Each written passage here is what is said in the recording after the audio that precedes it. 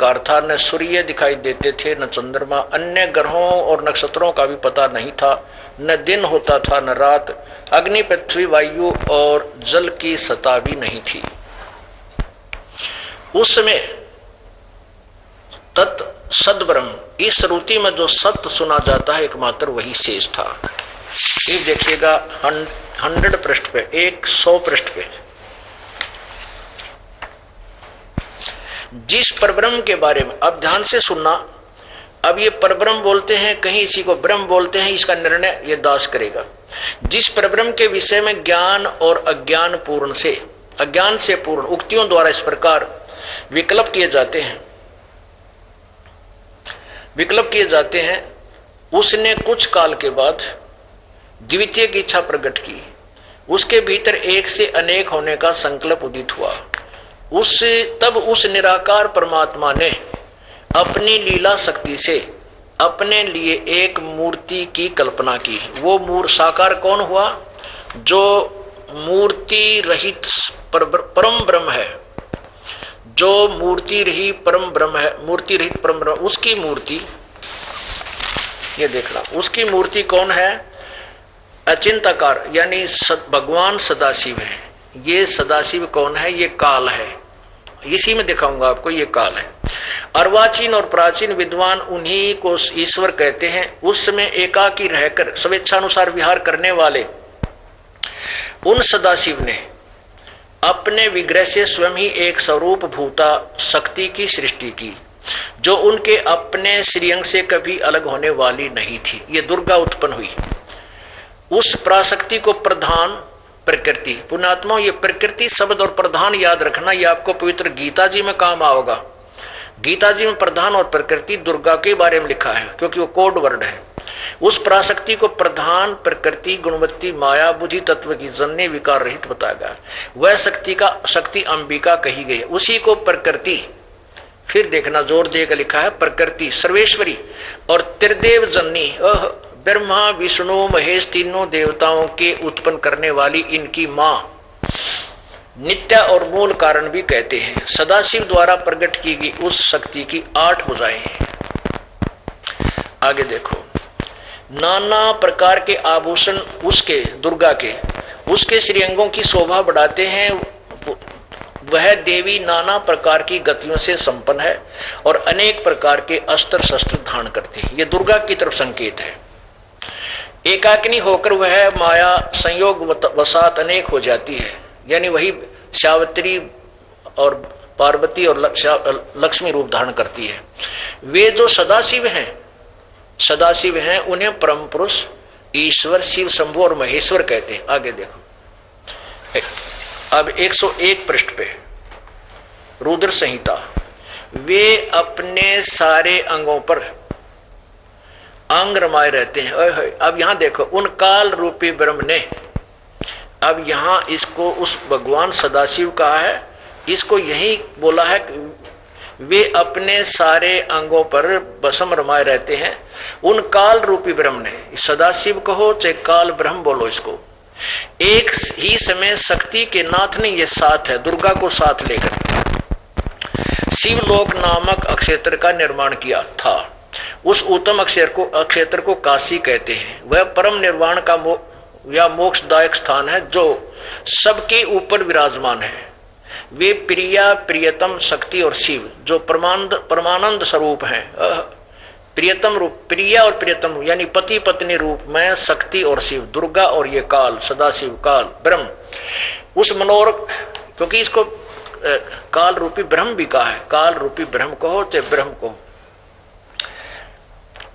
उस मनोरम क्षेत्र में नित्य निवास करते हैं ये दुर्गा और ये शिव यानी काल, शिवा शक्ति और शिवा उस परमानंद स्वरूप में उस मनोरम क्षेत्र में नित्य निवास करते हैं। काशी पूरी परमानंद रूपणी है और शिवा या दुर्गा, शिव और शिवा ने प्रलय काल में भी कभी उस क्षेत्र को अपने सानिध्य से मुक्त नहीं किया। यहां देखना, देव से एक समय उस आनंद वन में रमण करते हुए शिवा यानी दुर्गा, शिव ये काल रूपी ब्रह्म के मन में यह इच्छा हुई किसी दूसरे पुरुष की सृष्टि करनी चाहिए, जिस पर यह सृष्टि संचालन का महान भार रखकर हम दोनों केवल काशी में रहकर स्वेच्छानुसार विचरे और निर्वाण धारण करे। ऐसा निश्चय करके देखिएगा,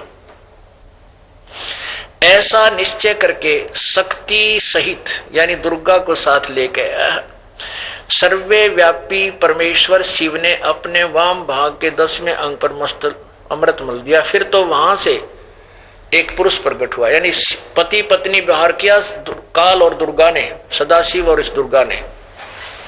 वहां से एक पुरुष यानी एक पुत्र उत्पन्न हुआ। और ज्यादा ना बता करके देखिए 102 पृष्ठ पे कंटिन्यूस पढ़ते आ रहे हैं हम, लेकिन अपने जो आवश्यक है वही पढ़ रहे हैं। शिव ने कहा, उस काल ने कहा कि वत्स, व्यापक होने के कारण तुम्हारा विष्णु नाम विख्यात हुआ। यानी शिव और दुर्गा यानी काल और दुर्गा के संयोग से विष्णु जो पुत्र उत्पन्न उसका नाम विष्णु रखा। अब पुण्यात्माओं, ये अपने सदग्रंथ बता रहे हैं।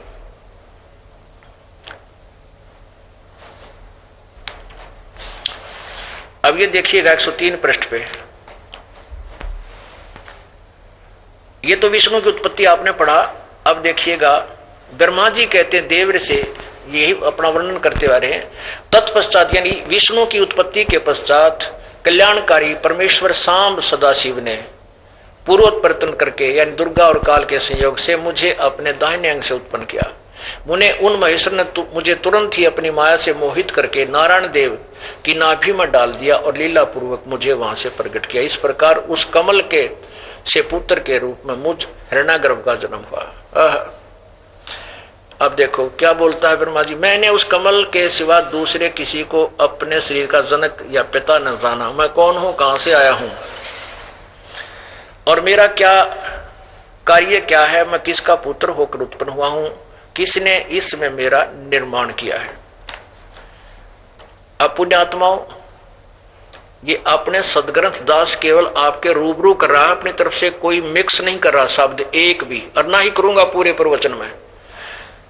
हमने अपने सदग्रंथों को अभी समझा नहीं, हम दंत कथा लोक वेद सुन सुनकर एक दूसरे के पीछे चल पड़े।